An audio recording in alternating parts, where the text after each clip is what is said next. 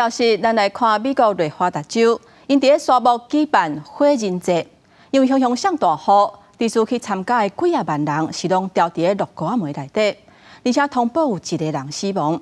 目前当局已经要求去参加的人都要就地避难。内华达州当局正伫咧调查一件死亡事件，伫欧洲城办的火人节，因为一场大雨，和7万多位参加的人掉伫咧绿梅内面，通报有人死亡。警方已经通知家属，也要求大家就地避难，有人是想办法要离开。People are walking out. I think it took them about an hour and 20 minutes to walk to the highway. I have had other people in the camp that took their four-wheel drive out, made it out just fine.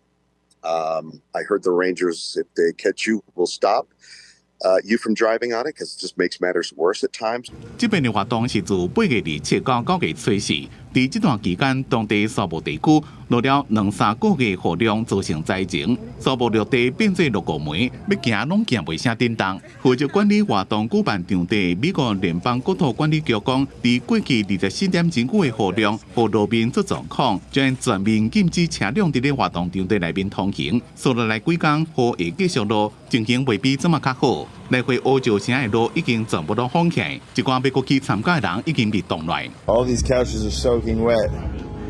There's a tremendous amount of water buildup. 根据活动网站的介绍，每年有6万多人来参加伫咧这个偏远地区临时办的艺术创作、舞蹈加享受社区生活，而且的买票一个人575块美金，差不多大票18000。活动上尾啊，会烧一座名叫做“人的造型插贴”的建材，也是活动上尾的高调。公司新闻黄文玲编写。